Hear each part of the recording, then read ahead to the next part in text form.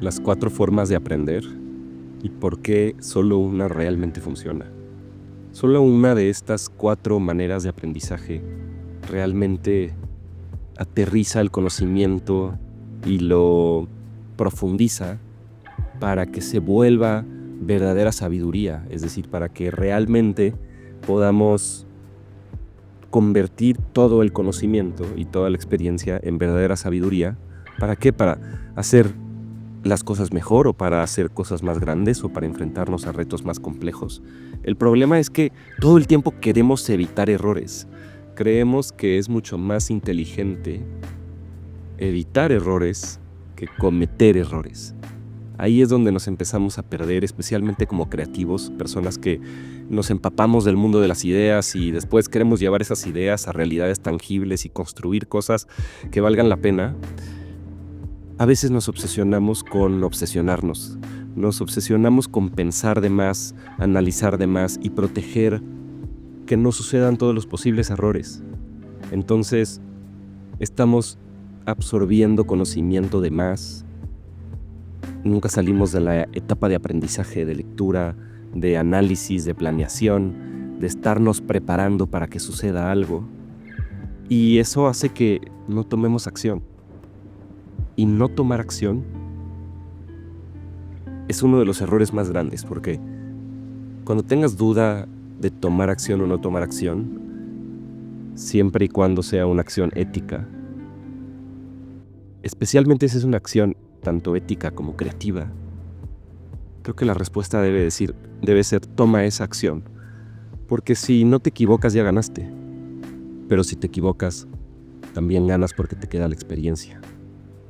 Y aquí en esta cuestión de la experiencia te quiero compartir cómo entiendo yo de manera visual estas 4 formas de aprendizaje y por qué entender esto puede ser un antes y un después en cómo nos enfrentamos a nuestros proyectos, seamos artistas creativos, emprendedores, cualquier tipo de persona que utiliza su creatividad para manifestar algo. Esto me parece que es muy importante. Ahí te va. Entonces voy a hacer aquí una especie de gráfica en donde vamos a responder a la pregunta de ¿cuánto aprendes? Y cuánto aprendes, por supuesto que tiene que ver con cómo aprendes o de dónde aprendes. Y la mayoría de las personas aprendemos de la teoría. Cuando aprendes de la teoría, estás en la manera más básica y en donde en realidad menos aprendes en comparación con las otras 3. La segunda sería en donde aprendes un poquito más, aprendes de la experiencia de otros. Por ejemplo, cuando tienes un mentor, esto sería algo así como un libro, esto sería tener como un maestro personal. La siguiente, aprendes mucho más en comparación, es de tu propia experiencia.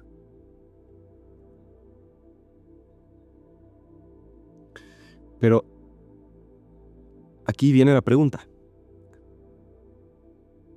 ¿Cuál es la 4, no? Es decir, ¿en dónde puedo aprender más que en mi propia experiencia? Definitivamente, en mi propia experiencia de mis propios errores es donde más voy a aprender. Y hay mucha gente que dice, por ejemplo, nadie aprende en cabeza ajena. No aprendes tanto de los errores de los demás, aunque sea tu mentor o aunque sean errores que alguien profundizó en un libro. Como no puedes sentir el dolor del error, no existe el mismo rigor, no existe la misma necesidad o la misma pasión porque no vuelva a suceder ese error, por encontrar la información correcta, por llegar a la solución. Entonces solo hay una manera de aprender más que de tu propia experiencia, y es aprender de la reflexión de tu propia experiencia. Y esto puede parecer obvio, pero es muy importante, porque muchas veces hacemos cosas, tenemos errores, y pensamos que ya aprendimos, pero se nos olvida. Pasamos de largo la parte de la integración de la experiencia.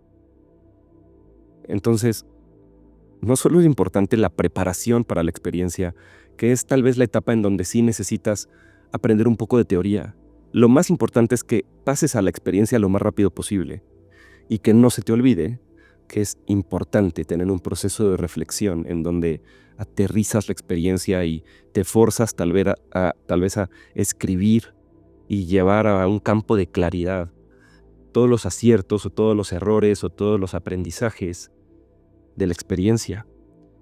Y es aquí en donde tener una bitácora es una herramienta esencial de cualquier persona creativa, porque a través de la bitácora aterrizamos, profundizamos, cristalizamos todos los procesos, los descubrimientos, las ideas, los referentes que de repente conectamos y que nos llevan a un nuevo entendimiento sobre algo. Cuando aprendemos no solo de la teoría, no solo de la experiencia de otros, no solo de nuestra propia experiencia en el momento, sino de la integración y la reflexión de todo eso en una bitácora personal, o puede ser que a mucha gente le dice diario o tu libreta personal. Diario implica que tienes que escribir todos los días y que casi vas a poner querido diario, 2 puntos.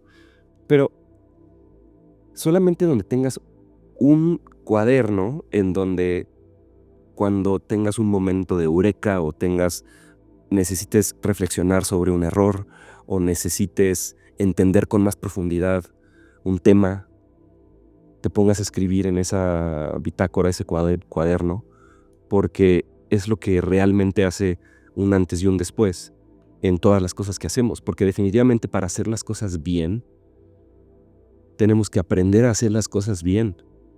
No nacemos con la maestría de algo, se tiene que adquirir. Eso viene no solo con la experiencia, sino también con el aprendizaje, es decir, tratar de mejorar constantemente. No es nada más hacer por hacer, sino hacer, aprender y mejorar.